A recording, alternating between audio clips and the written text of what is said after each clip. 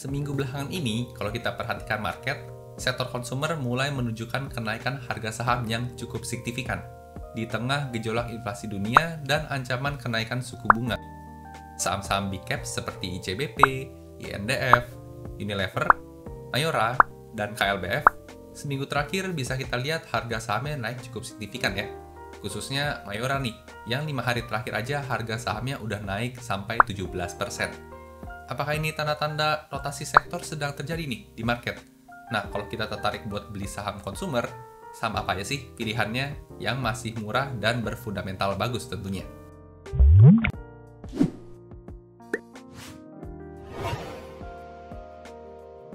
Halo dan selamat datang kembali di channel saya, Jonathan Tamrin. Buat teman-teman yang baru pertama kali nonton, di channel ini saya sharing hal-hal seputar saham dari sudut pandang fundamental. Ada analisa saham, ada mindset investasi, dan ada update berita terkini. Nah, jadi buat teman-teman investor, boleh banget nih diklik tombol subscribe dan nyalakan lonceng notifikasinya biar nggak ketinggalan update-update video berikutnya. Di video kali ini, saya mau sharing cara memilih saham consumer goods yang berfundamental baik dan bervaluasi masih murah. Biar saat kita beli nanti, nggak cuma kebagian sesi cuci piringnya aja. Karena pesta kenaikan harga sahamnya udah keburu selesai nih di pucuk. Nah, seperti apa sih? Yuk langsung kita aja pembahasannya. Sekarang kita masuk ke pembahasan cara nyari saham consumer goods yang berfundamental baik dan memiliki valuasi masih murah.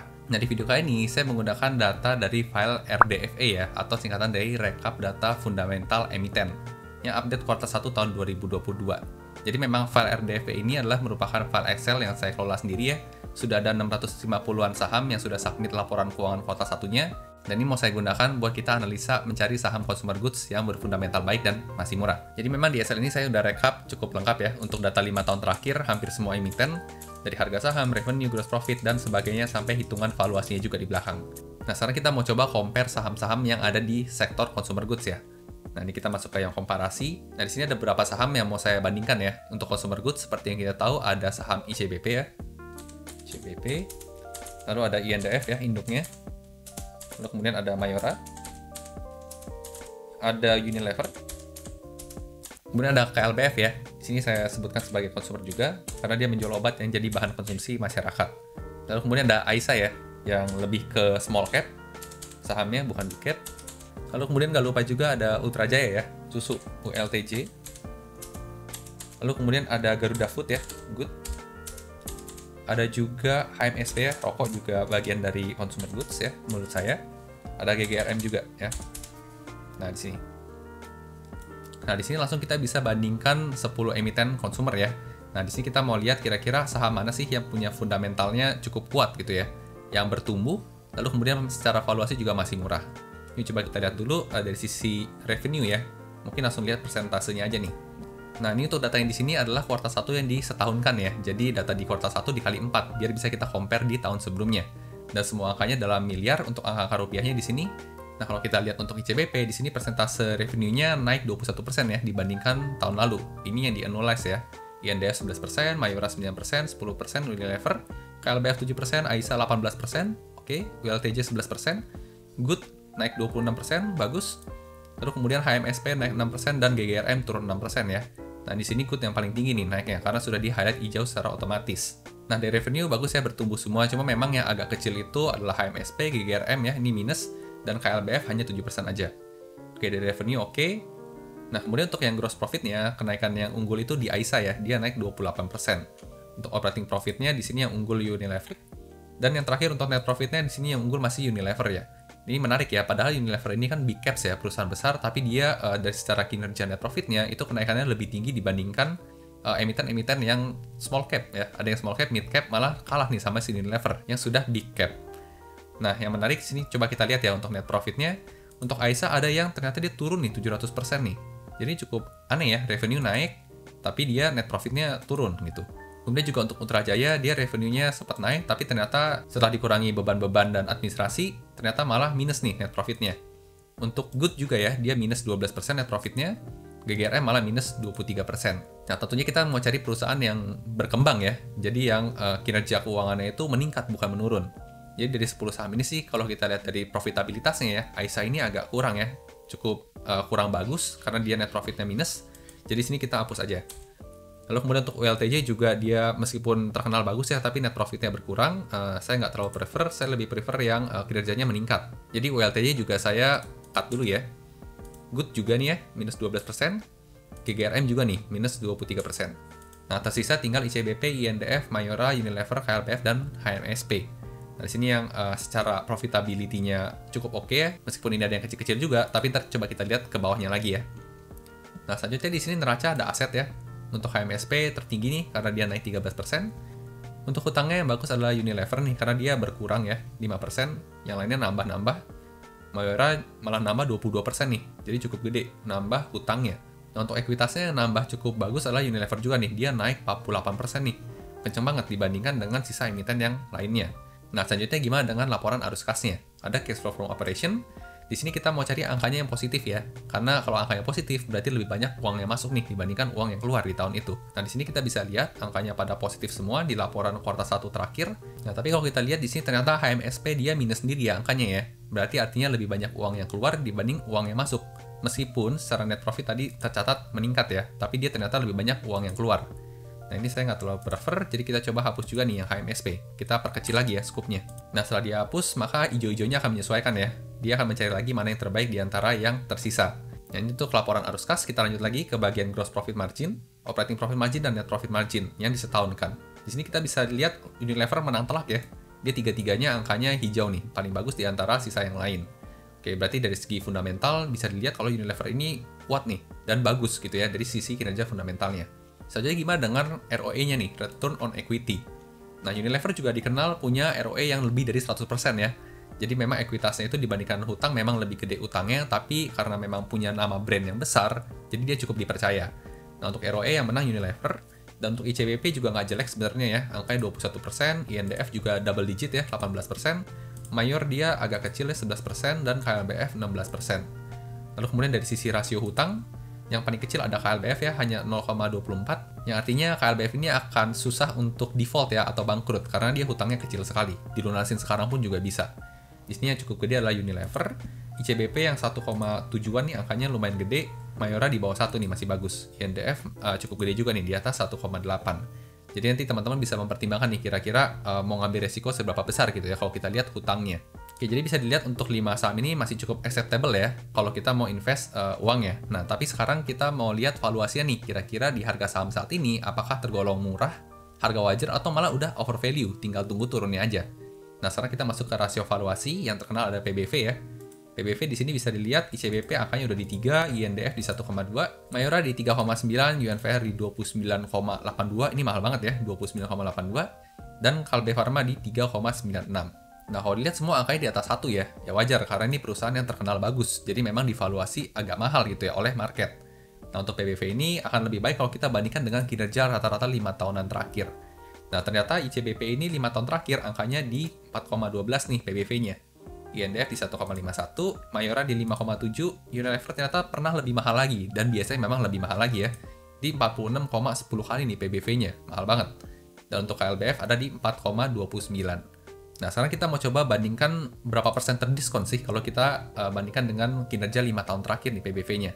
Ternyata angka 3,04 ini dibandingkan 4,12 itu sudah terdiskon 26%. Ya, INDF terdiskon 21%, Unilever terdiskon paling banyak ya, 35%. Jadi ada potensi upside atau downside potensialnya berdasarkan PBV. Yang cukup gede adalah juga si Unilever nih. Dia punya upside potensial sebesar 55% kalau angka PBV ini balik ke angka PBV 5 tahunannya. Ya. Jadi di sini kita bisa lihat ya tingkat resikonya secara PBV yang paling aman bisa dikatakan Unilever ya. Semakin tinggi tingkat diskonnya, semakin kecil kemungkinan untuk harga sahamnya turun kembali gitu ya. Nah, jadi nanti di sini teman-teman bisa mempertimbangkan kira-kira teman-teman lebih prefer yang mana. Ini untuk KLBF udah cukup kecil nih margin of safety-nya. Jadi udah mendekati harga wajar. Nah, Unilever di sini masih cukup terdiskon ya. Kalau patokan saya sendiri, biasa tingkat diskon yang saya cari adalah minimal 30% ke atas gitu. Jadi mungkin yang masih acceptable adalah Unilever dan ICBP kalau dari PBV. Nah, lanjut ke PE ratio. Nah, untuk PE ratio juga sama ya. Ini PE ratio terakhir, ICBP di 14, average-nya di 19. Tingkat diskonnya ternyata sudah terdiskon 29% ya, 19 dari 14. Dan kemudian ada upside potensial sebesar 40% nih, kalau dari sisi rasio PE ratio, ya, valuasi PE ratio. Nah, sini juga bisa dibilang lumayan murah ya, karena hampir menyentuh 30%. INDF di sini PE ratio cukup terdiskon nih, angkanya 38% ya. Jadi kenaikannya bisa mencapai 61% nih, kalau angka PE ratio ini balik ke angka 10 di sini. Nah, selanjutnya untuk Mayora, ternyata PE rasionya bilang ini udah mahalan nih ya, angka margin of safety-nya minus, dan dia malah punya kemungkinan buat turun ya, dari sisi rasio PE rasionya, yaitu minus 13%. Kenapa? Karena PE rasio Mayora saat ini di 37 itu udah lebih tinggi nih, dibandingkan rata-rata 5 tahunannya.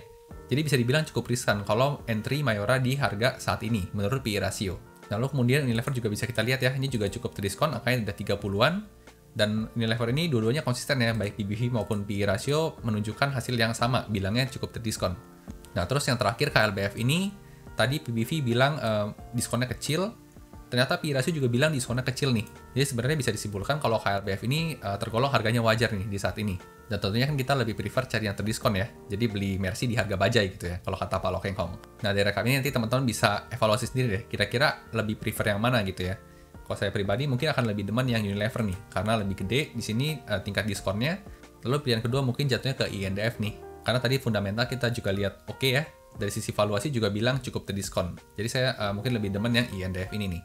Nah, kemudian di sini juga ada rasio valuasi yang ketiga ya, yang biasa saya gunakan pakai EPS growth. Tapi memang nggak cocok buat semua saham, apalagi kalau yang big cap ya, udah terlalu terkenal bagus fundamentalnya.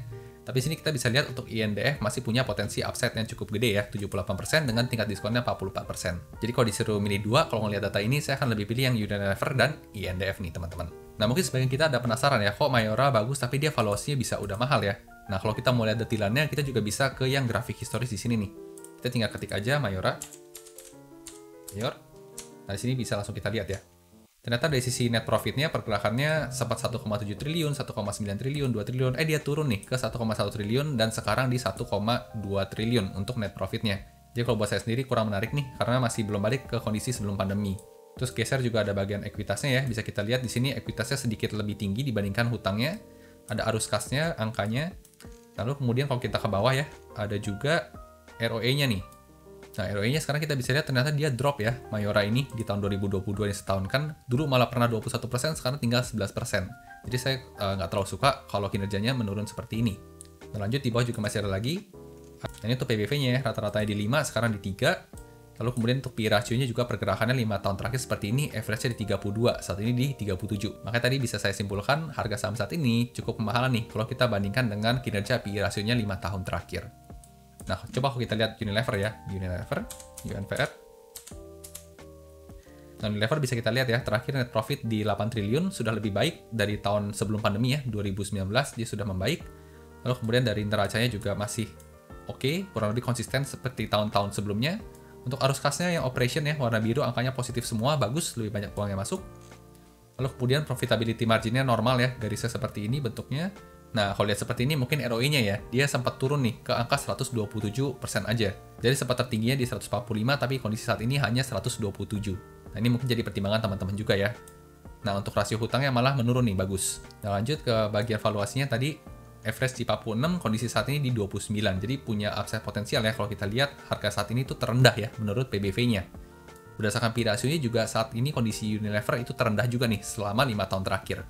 Jadi memang harusnya penurunannya akan lebih terbatas nih untuk Unilever lagi. Selanjutnya di bawah juga ada kalkulator EPS growth ya. Kalau misalnya teman-teman mau ganti beberapa variabelnya.